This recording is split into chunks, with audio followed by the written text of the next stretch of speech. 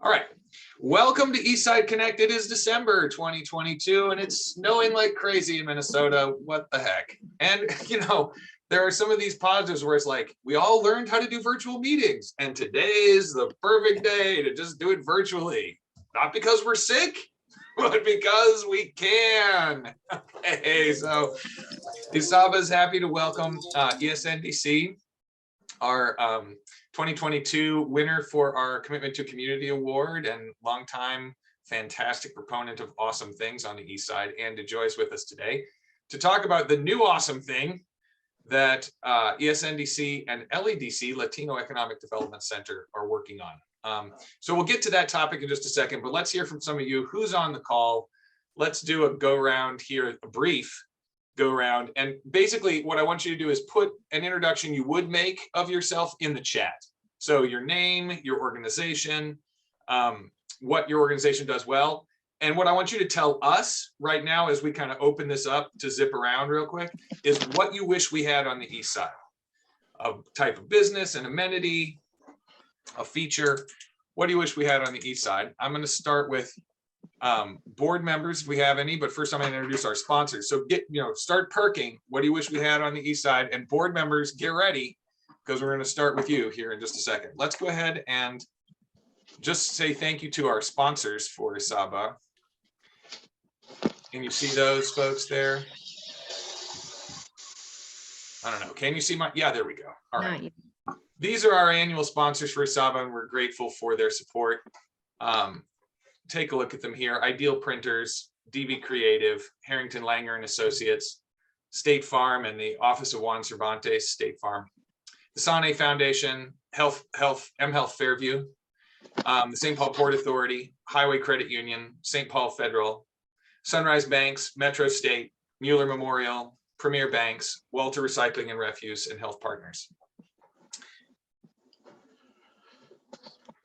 All right, so now let's take a look at who we've got on the call. Right now, if you turn on your camera real quick, let's just do a quick survey of if you're a part of a small business on the East Side or a part of a business, period. Part of a business on the East Side, give us a wave there. We have some business folks that are on the call. There's William Schultz from Vivid Concepts, maybe the only business on the call. All right, William. No, Special cookie from Cookie Cart. Oh, Yanni's on the call. Midway Green and Granite, and new Isaba member. Fantastic. Yanni wants to, we just got to see you for a brief moment. Okay, that's okay. It's all right, man. No, you're not committed to show more than you want to. If you are from an East Side nonprofit on the call, give us a wave. Who are our nonprofits on the call? Oh, wow, look at that. We're nonprofit strong. Yes, NDC, MSS. I think that's Rondo Community Land Trust. Coco, is that what we'd say? Okay, cool. Cornerstone. Who else? Lots of you. Okay, Haley from Urban Roots, Uriah from District 1, Ruben from Minnesota Community Care. And did I miss anybody? Sid from the Eastside Freedom Library. A ton of us. Claire from ESNDC. Fantastic. David from District 2. Okay, cool. If you work for the city or somehow connected to the city of St. Paul, you're a fantastic city person. Give us a wave. There's Jonathan Reister. There's Jane France, our city council member from Ward 7. Fantastic. And then we've got some folks that are totally new. Oh, Ben's on from formerly the Eastside Freedom Library. Hey, Ben's in Brooklyn. See, Ben couldn't be on this call if we were doing it. Ben couldn't be at this meeting if we were doing it in person. Hey, Ben. Yeah, I get to zoom in. That's great. That's awesome. I'm glad you're here. It's totally great. We've got Brett. Brett, turn on and tell us about TerraCon for just a second, since you're brand new.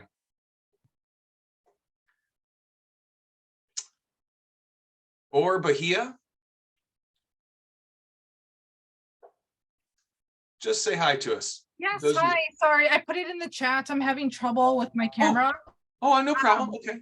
Yeah, so still figuring that out, but it's nice to see everybody. My name is Bahia Manasra, and I'm representing Northeast Seniors. Oh, fantastic. Great. Welcome. That's an East Side nonprofit that we're super great to have on the call. Great. How about John from Beaky? Oh, John Beaky. That's how we say your name. John, say hi if you want. John maybe doesn't know I'm talking to him. Oh, yes. Go ahead, John. Sorry, this John? Oh, John Slock. We'll take John Slock. Go ahead, John. Okay. Dead air, I'll fill it. My name is John. I'm just simply a resident of the East Side. I somehow got on this list a couple months ago. I think it was the activities on Payne Avenue back in September. Great. Welcome to the party. We're glad that you just chiming in.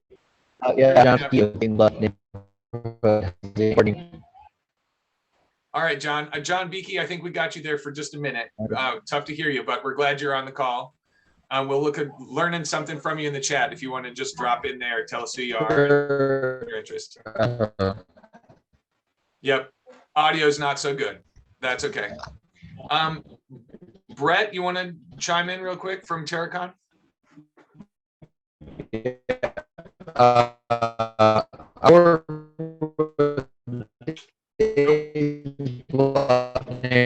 housing. All right, having audio issues there. That's okay. Marianne Quiros from Indigenous Roots. Welcome, Marianne. Also a new ASABA member. Super great to have you on the call to Let's Talk Real Estate Master Plan. Okay, hey, let's do a quick around the Zoom here if we can. Just if you've got something you want to say, like, hey, this is what we need on the East Side. We're going to start with East Side board members, and what I want you to do is just, if you're into this, just raise your hand. And as we bounce, we'll go ahead and get it. I'm going to start with William Schultz. You're in my upper right-hand corner, board member ASABA. William, welcome to the party. What do we need on the East Side? You know, something that I drive by, because I live on West 7th and my office is here at the Everest building on Minnehaha. I take East 7th, you know, I take 7th Street in, and, you know, there's where the pawn shop is, and there's where that parking lot is and that bridge. And I think to myself, and I've said this before, from downtown, if you're coming in visiting, you just stop because you see this empty space and these lots. And you're like, I don't want to keep going to the East Side. I think the East Side needs to create a East 7th corridor into the East Side. And that parking lot would be such an amazing place to build some residential, mixed use type properties with restaurants and retail. So it's a little bit more welcoming once you venture, you know, past the Saint Stadium. You might actually want to keep going up 7th Street to see what that part of town has to offer. So for me, I think the East Side needs a East 7th corridor into the East Side coming out of downtown. Nice. William, pick somebody whose hands up, or I will. Let's go, Randy Bloom. Yeah, I'd be in favor of increasing our footprint of recreational, indoor recreational space, perhaps, you know, available to youth on the East Side. Great. Wonderful. Okay, who else has got an idea? Put a hand up, I'll call on you. Yanni.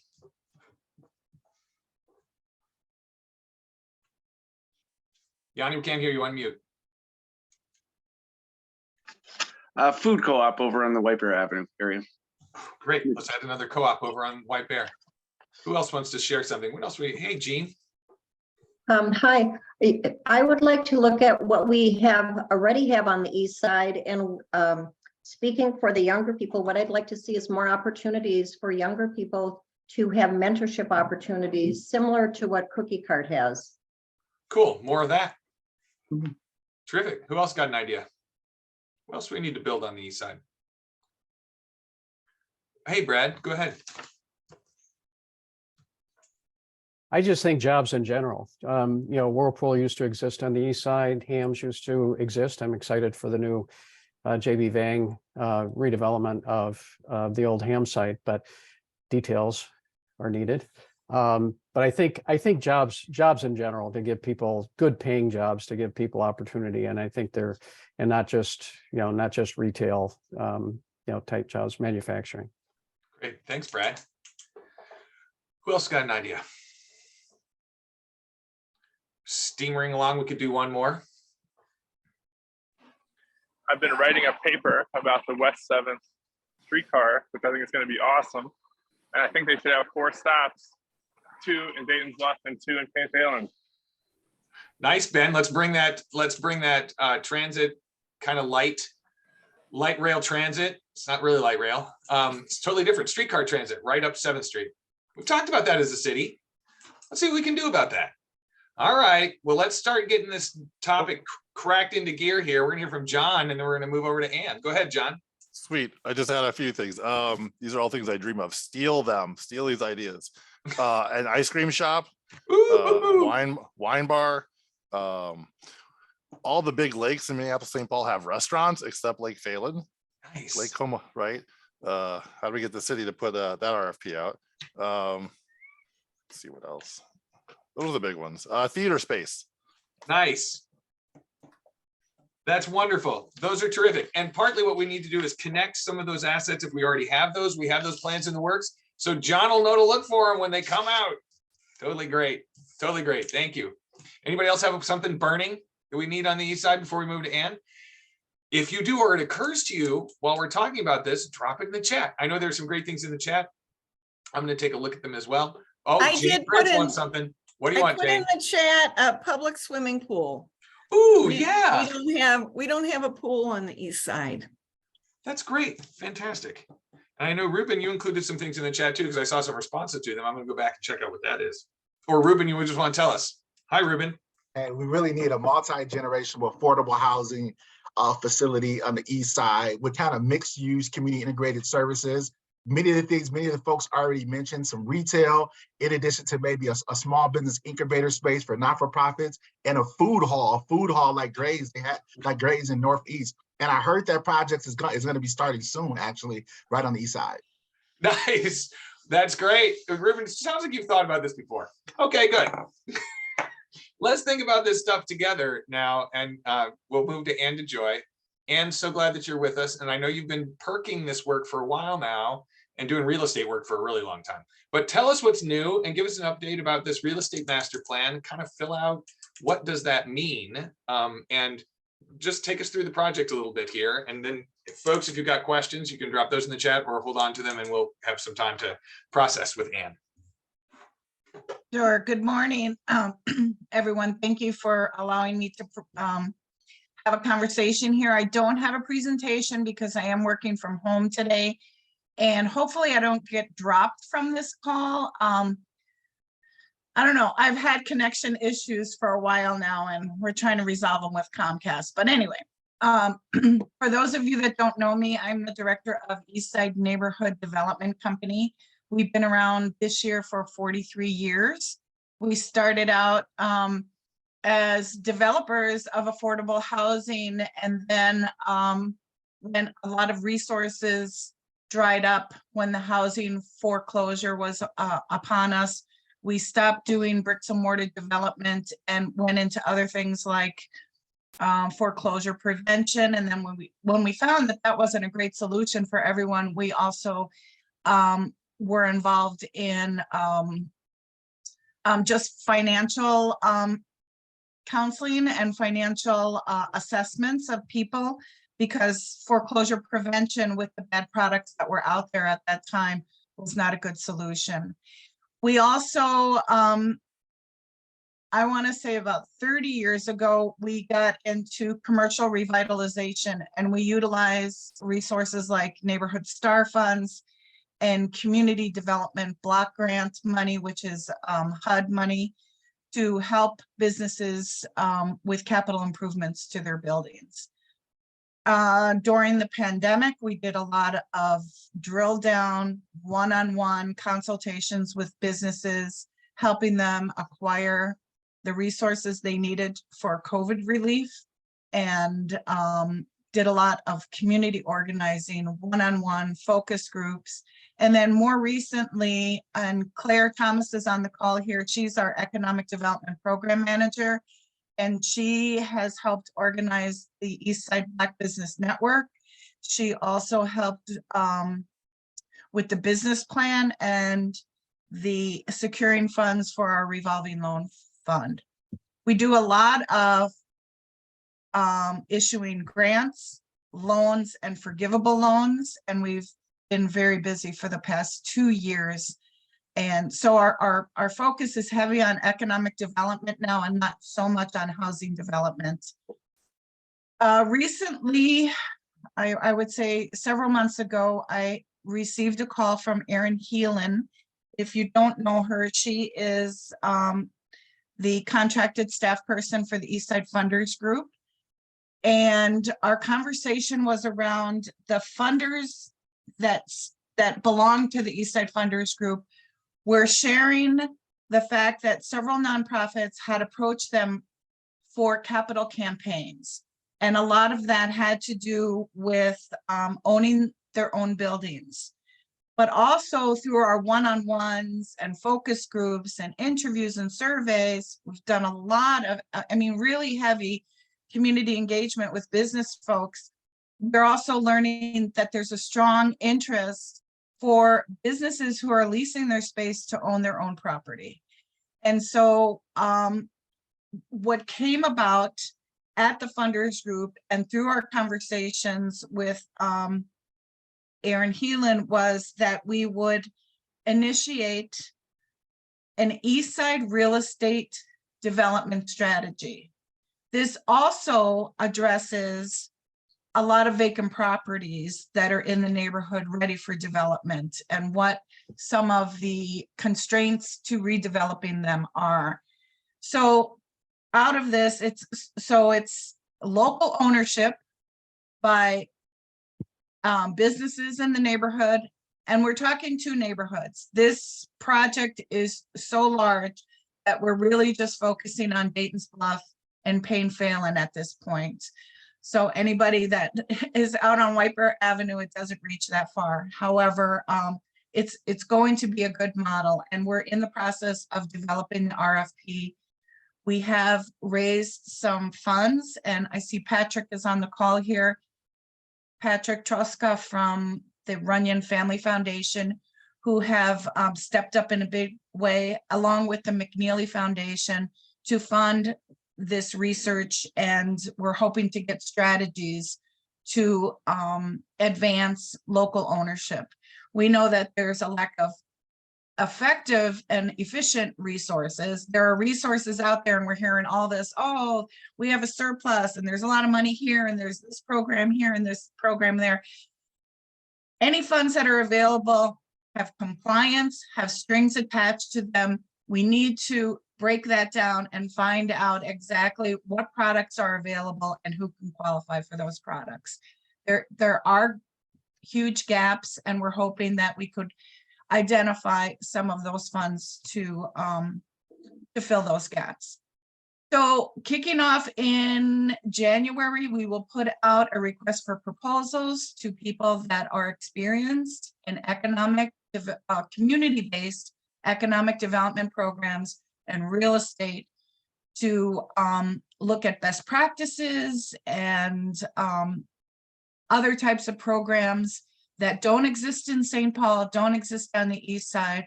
We also want to do a commercial property inventory. We're not going to inventory all the commercial properties in both neighborhoods. However, there are obvious ones like the CVS store that sits vacant right now on the corner of Maryland and Arcade, or the old Merritt Electric site, which has now been demolished, and just really get an idea of the inventory of available commercial space. We also will have conversations with business owners, especially the ones that we already know have an interest in owning property. I'm sure that more will be revealed as we go through this process. And also there is a pretty considerable list of nonprofits right now that are looking to purchase commercial property and repurpose that property and redevelop that property. And that will also be part of it. I've had conversations with a few people in the neighborhood. We are partnering with Latino Economic Development Center on this. So Henry has been their executive director. Henry Jimenez has been involved in this process. And that's where we're at. So we're also are planning to do community engagement, but I want to preface that by saying we've done a lot of community engagement already. We have a lot of information, and we don't want to duplicate a survey that's probably been done before, because now the city is undergoing this anti-displacement initiative and they're doing engagement. We're hoping to dovetail on that and utilize information that's already been revealed to help influence our strategy. In the end, we expect to get sort of a master plan for real estate development in Dayton's Bluff and Payne Fallon. And hopefully the recommendations and the information that gets revealed during this process will benefit other parts of St. Paul, or other parts of the East Side for sure, because certainly resources that we discover and the breakdown of how to access those resources will benefit beyond the area that we're about to study. So that's the overview. You'll have more information. I am happy to share the RFP. I think the best way to do that is to get it to Paris. And Paris, I'm assuming you have everybody's email on this call and beyond that. I'm happy to share that information. It's almost complete, but we're tweaking it a little bit before we release it in January. Any questions? Yeah, I have a question. You had mentioned that there's other programs with strings attached to them. And I just wondered if you could kind of talk about what are some of those strings that you're seeing that are attached to certain programs, and how are they hindering, these programs from actually having an impact on the communities or the individuals that are applying for these funds? Well, William, thank you for that question. I can give you one example, but honestly, I don't know all of the resources that are available and all of the strings that are attached. But here's an example. If you come to us and utilize community development block grant money, or we refer to it as CDBG money, that's issued by HUD, there are compliance mandates, and it's not a tool for everyone. If you utilize that fund, it has to be tied to job creation, or you have to document and demonstrate that you're providing goods and services to low to moderate income people. And what we expect, if that's the compliance that you're going for, is we want to see the zip codes of your clients or customers, so that we send that information to be analyzed at the city, and then we get a service area map. And if most of your clients and customers are in low to moderate income, the income neighborhood on the East Side, because we have a geographic focus, then you would be eligible for that money. But that money is also restricted to capital improvements. And mostly it's exterior improvements or code violation remedies. So it can be used for a larger project. For example, if you wanted to renovate an entire building, but then there's another compliance, or there's another step of due diligence that kicks in. And we really have to drill down and make a case why we're utilizing public money as opposed to a bank loan. So it's really involved. A typical project from application to construction is about 6 months to get through all of that. There's also a historic review that has to go through, and especially in Payne Fallon and Dayton's Bluff, where there are parts that are designated historic. There's a historic review that has to happen. There's an environmental review that has to happen. And these are very detailed analysis that we can't move forward. There's different steps, so we can't move forward. So that one resource has all of this. Then when you get to construction, you have to have a minimum of 2 bids, 2 competitive bids. You have the contractors that are bidding that have to go and allow opportunities for subcontractors to be on the CERT list, which is certified vendors. And how you do that, you have to qualify. So if you have a construction company, let's say you have a cement company, concrete business, you have to apply to be on the CERT list.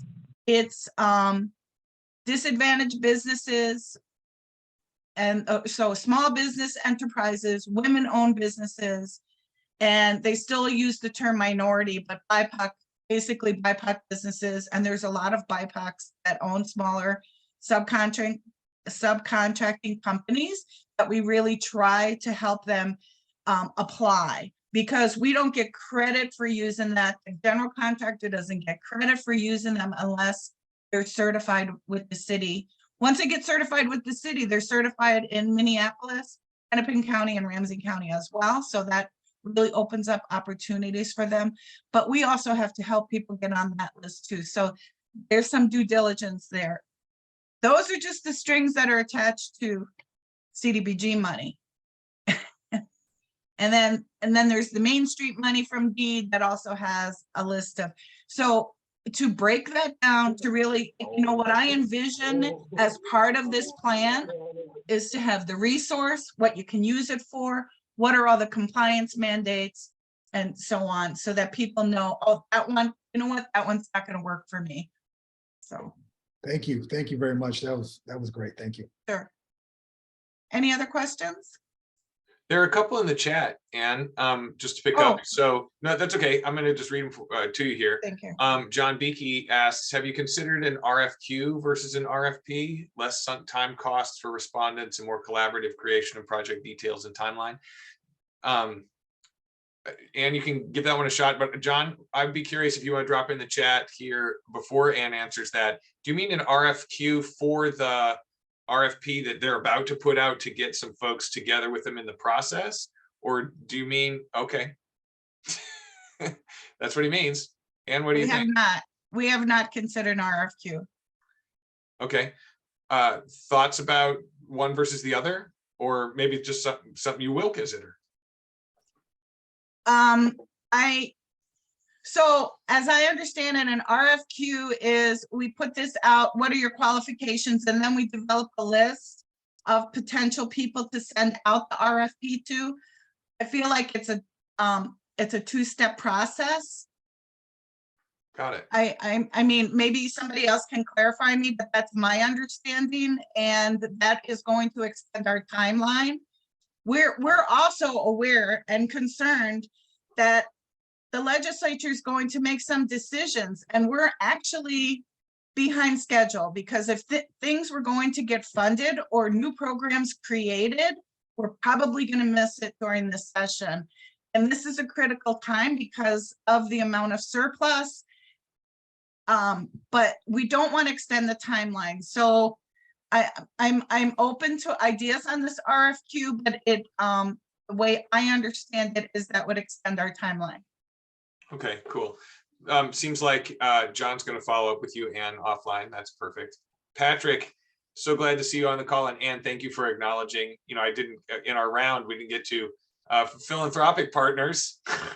Patrick, we're so glad you're on the call from the Runyon Family Foundation. You have a question.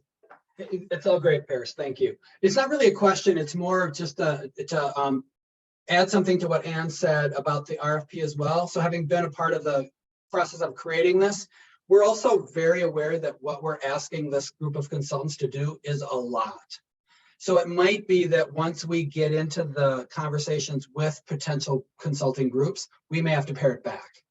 So there are things we may or may not be able to do. So that might mean either we do pare it back or we look for more resources to expand the scope of it. But we're very aware that what we're asking these groups to do is a lot. So we want to make sure that it's not unreasonable and that the work can actually get done in a year. Is that fair, Anne? Yeah, absolutely. Thank you for that, Patrick. And Patrick has been more involved than a funder. He actually has been part of creating this whole initiative. So thank you for that. And some earlier questions from the string. They're for me, actually. So Dayton's Bluff and Payne Phelan alone, District 4 and District 5, right, are an immense territory to cover with this kind of. Will you just talk for a second about what that master plan will look like? I don't think that we have, like, this is a new animal. What is a real estate master plan? It'll include a survey, meaning an inventory of these are available properties, right? Buildings, vacant lots, just, occupied but for sale, right? So it'll have some sorting like that. What else will be a part of a master plan? Will there be some preferences and priorities? Will there be some strategies? Will there be some suggestions? And and who would take action on a master plan? So if you can help with those. Well, I mean, we're hoping all those questions get answered through this process. Now, as far as the geographic focus, as I mentioned earlier, we're not going to inventory every commercial property in both neighborhoods. My initial thought is properties that we're aware of that are vacant and long time vacant or underutilized, properties that are for sale. But also I envision starting with the commercial corridors and branching out thereafter. I believe and I expect that when we get to the point where we select a consultant, we will have to refine the specific areas. We will have to bring it in as necessary, because just the property inventory alone is a huge undertaking.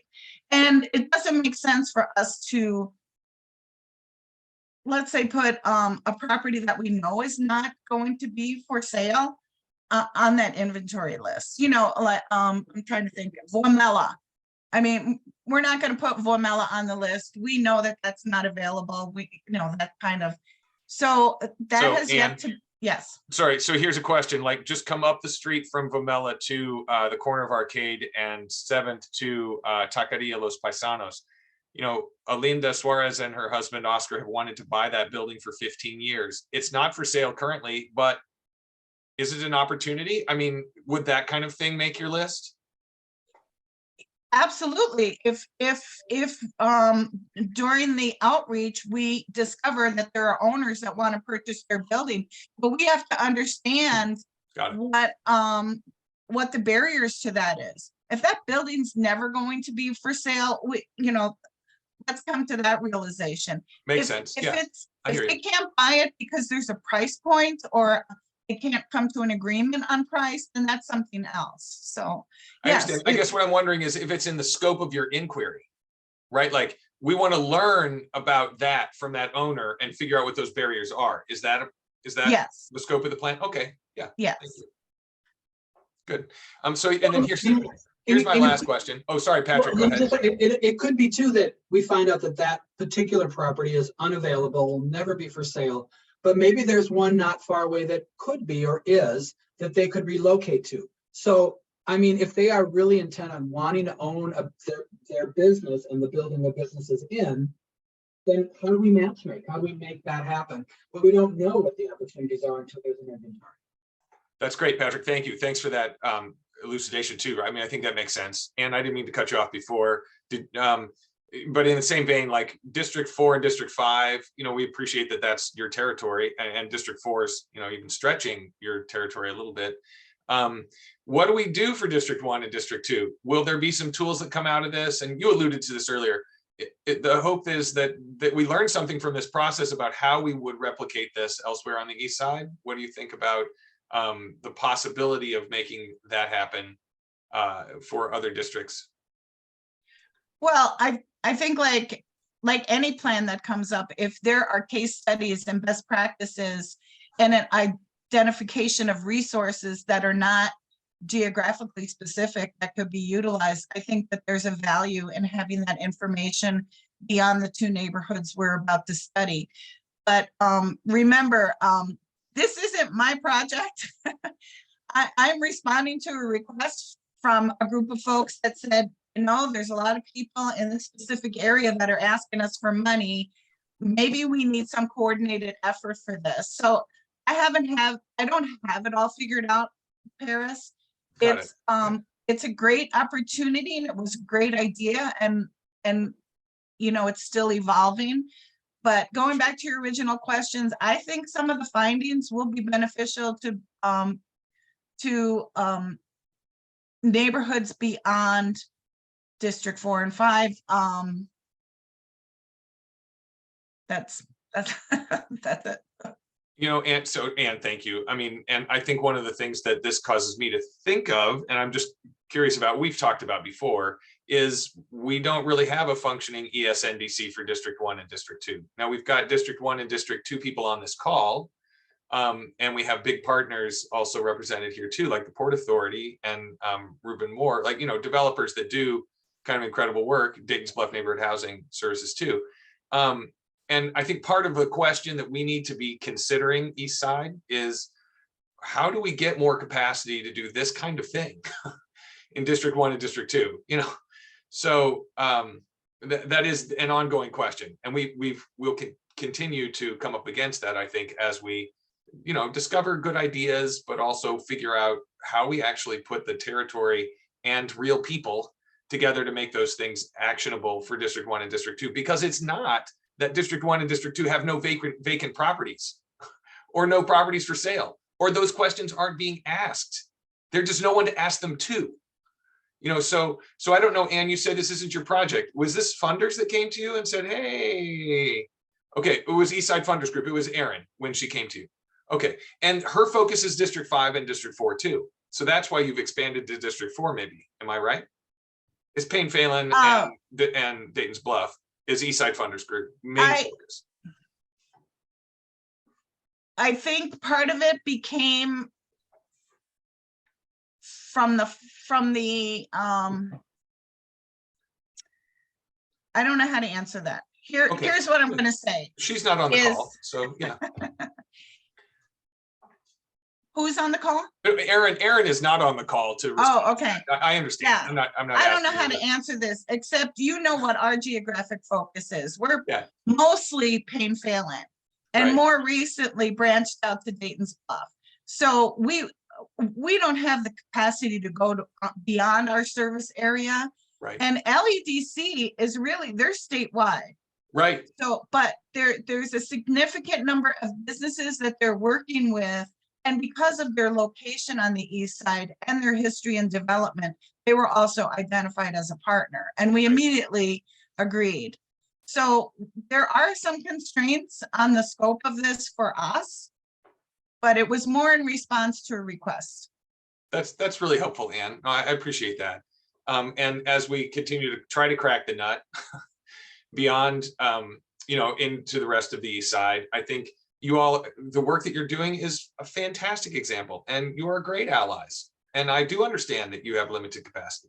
And that question, how do we, you know, get out there with Yanni and, you know, David, and with Lori and Uriah, is an ongoing question. And whether it's NDC or whether it's LEDC or whether it's something else, you know, like, I think is some of what we will continue to consider and will be helpful to hear from you about too. I totally agree with you, Paris. I think this is a question for everyone on this call and beyond. And instead of asking the questions, why not us? Let's step up and say, we want to do this. And this is the geographic focus we have. Because we know that Battle Creek also is an area that is not represented by a CDC. And I think they've been sort of out and languishing for a very long time. And, you know, I live in the neighborhood, so I shop at Sunray. I shop along Wiper Avenue, and I can see that there are both opportunities and gaps in services for this kind of work. But so yep, no, I hear you. And we've got new energy in District 1. So Lori and Jane, maybe we need to come on out and have this conversation in you know, well, we need to just keep having this conversation. It's not like we need to start the conversation. Lori, what do you want to, you want to chime in? No, I agree with everything being said, and, you know, Ann's, you know, comments on restrictions and stuff. And I know I've had a lot of communications with District 2 doing the community engagement work for Hillcrest. So I know they're kind of in the same boat. District 1 and 2, we also don't have like a Merrick Community Center in either of our districts, you know, as well. And so we kind of feel like we're the forgotten part of the east side. And it is going to take a lot more people to be involved than just this, you know, group here. My coworker, Tanya, is actually part of the, participates in the East Side Funders meetings. And I asked her probably a year ago or so, I said, hey, why don't they fund my part of town?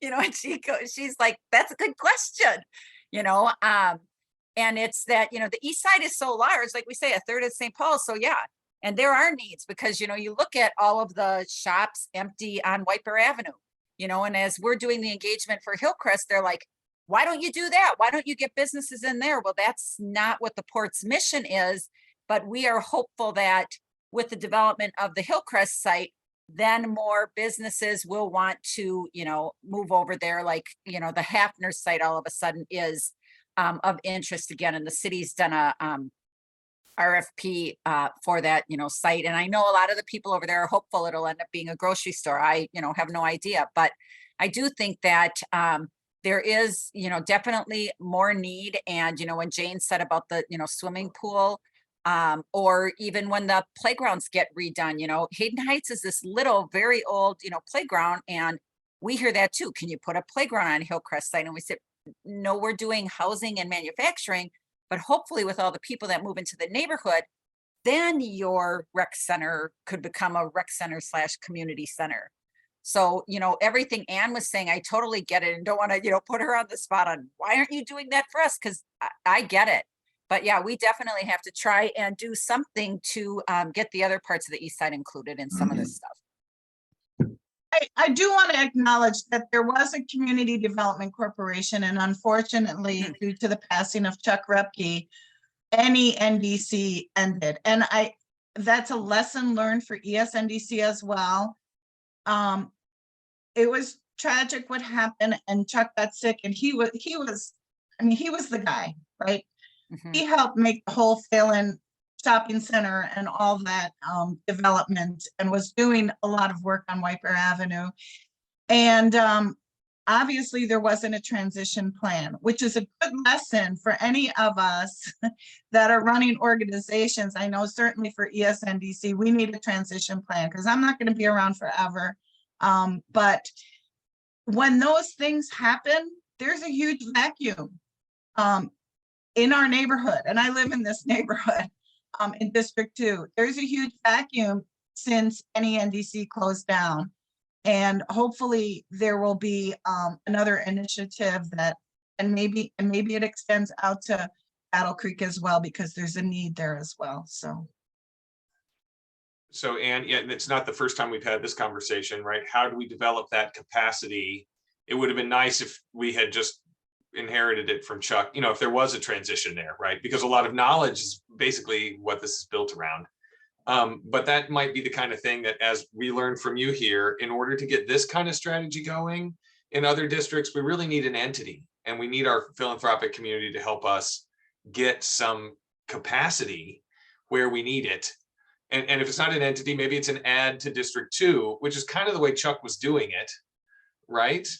In a way, it was in partnership with District 2, and that, you know, Lisa's not on the call to talk about that either. But these are things we should be thinking about, because they don't just affect one organization or two organizations, right? They're how we actually move money into the rest of the east side that affects all of the folks in those neighborhoods. And I just want to also emphasize, NENDC wasn't the only CDC that closed down.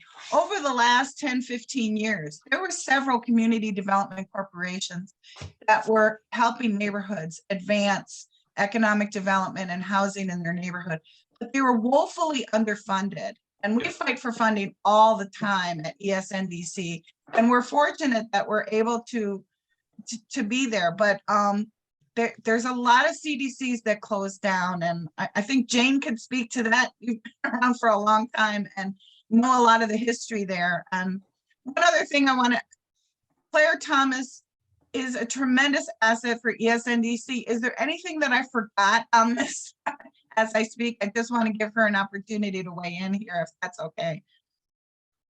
For sure. Hi, Claire. Hey, everyone. No, Ann, I think you did an awesome job covering, you know, the scope of what this work is going to be.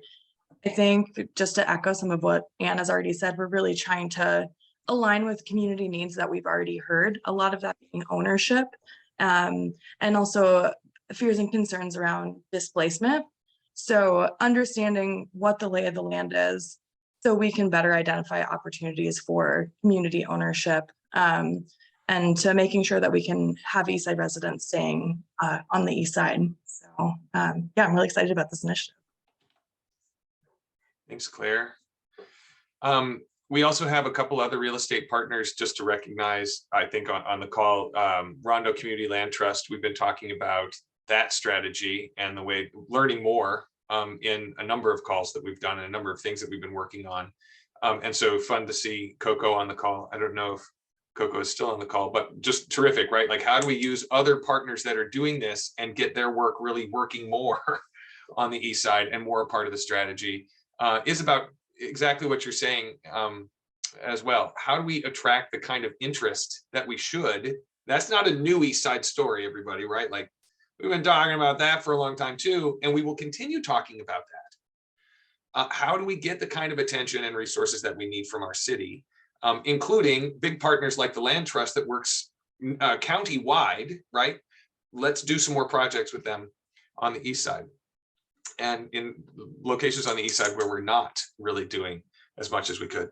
The other thing we've been talking a lot about is a real estate cooperative, a real estate investment cooperative, and ESNDC has been a part of that conversation. District 2 has been a part of that conversation. So has the East Side Freedom Library and ISABA really been working on figuring out what kind of asset that could be. And that's a different kind of player, but is an exciting strategy that gets community voices really involved in what do we want to see on the east side and how do we make some of that happen. So we have funders excited about that too, which is great. So, you know, all pulling kind of in a similar direction to figure out what the real estate puzzle really looks like. Because who controls the land and what gets put there is, you know, it's just like when you're running a meeting, you know, what's on the agenda and who gets to speak. It's a big part of the story. So great to see Uriah and Lori from District 1. Great to connect with so many folks on this call and see so many new people on the call too. So obviously an issue that we need to keep working on and keep thinking about. I have just a couple of announcements for us in closing, and we can also just kind of open up for any final questions that folks might have. And thank you so much for being here. So let me give you a couple of announcements and be thinking any final questions. We're into the last 10 minutes here. We've got an Eastern District Police blood drive on the 23rd. Like, give blood for Christmas, people. I mean, hey, it's red, so it kind of fits into the theme. They still have a few spots left, and you can sign up and get the spot that you want, a time frame that you want for that day. We're in the final week of It's an Honorable Life out of the Historic Mounds Theater. So there's some theater space for us that's out in District 1. So that's going on. You can find more information about that. The East Side Orbiter is just launching. So it's going to be awesome. We have a bunch of new coupons in ISABA's coupon book and deal book. You can click there and see everybody that's a part of it. Actually, I'm just going to share real quick and do a quick screen share and show you everybody that's a part of it. If I can get that done, let's see if I can do that easily. No, I can't do that easily. That's ridiculous. I'm having trouble. That's a pain. Okay, but the East Side Orbiter is great. So check it out. A lot of new members from ISABA and some great deals that are coming your way. They're $20 for one book. Buy 5, get 1 free. So fantastic gift to get people around the East Side. And the whole idea is, how do we help East Side businesses have more visibility? How do we help people shop locally and think of some new things they didn't realize were on the East Side? And one of the things I love, the reaction people have when they hold this book, and I'm looking for mine, it's in that box right there, is like, oh my gosh, all of this is on the East Side? I had no idea. That's a wonderful reaction we want people to have. Like, oh yeah, no, what's that? I kind of like know one thing. No, like, take a look. There's a bunch of stuff here. So we're excited to have people kind of jump on that. You can donate to ISABA. We usually would charge you $5 for this meeting if we were feeding you lunch. You have to get your own lunch, but you can still give us $5. There's a place to donate right there. And of course, submit your events and help us promote what you're promoting by just clicking on that submit link and share with us what events you've got coming in the new year so that we can get out there and really project the voice of our East Side members, which is many, many of you. So if you're not a member already, you can talk to me about that and become a member, and we'll project your voice too. Some things finally to say. Anybody have a final question or just a final greeting? You know, Ann and Claire, I would just like to reach out to you guys. And, you know, I'm recently licensed in real estate. I'm working on commercial. I'm a real estate investor already. Development is something I'm interested in. I have contractors I've worked for and worked with.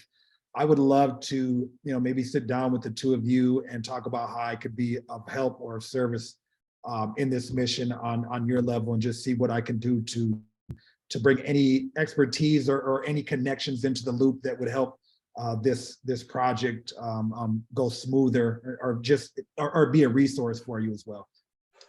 I really appreciate that, William, and I'm excited that you'd like to be involved. We will be establishing a steering committee that will have a lot more involvement, hands-on involvement, and hashing this out throughout the process. And I saw there was a question about timeline. It's going to take about a year. We're hoping to get some kind of something to respond to by November of 2023.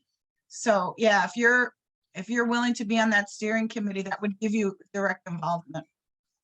Yeah, I'd be interested in that for sure. That's a great plug too. Let us know when you're soliciting for that. Let us know if you want just us to broadcast that a little broader. And that may just kind of go like wildfire through our community, and you'll get everybody you need. But if not, let us talk about it. Excellent.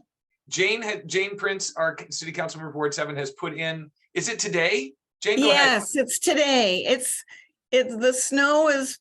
Don't let the snow discourage you. You can also park in the insurance company lot across the street from York's. Really? But it's our, we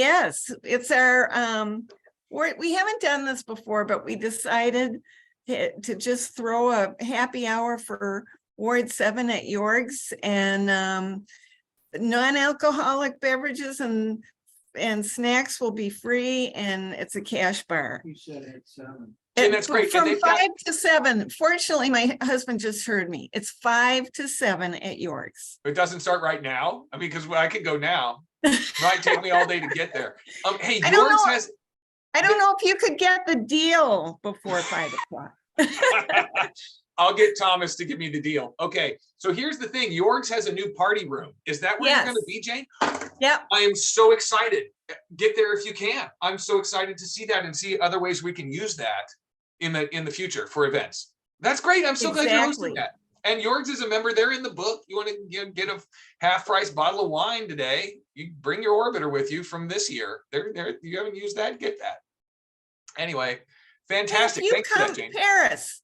If any of you come and you have orbiters to sell, bring them along.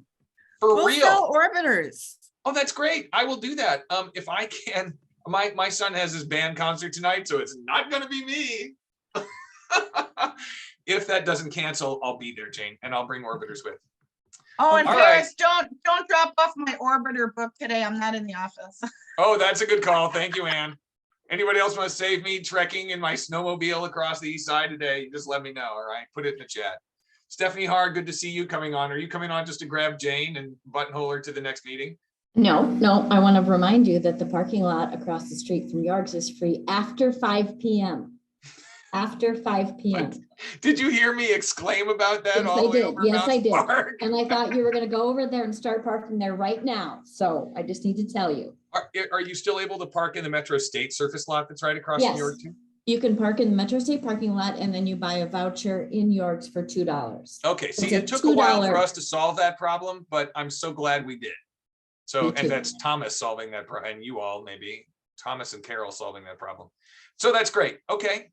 Anybody else have a special holiday event they want to invite people to? Lori's got her holiday hat on. Are we coming to your house after we hit York, Lori? Yeah, there she goes. Brad's got some.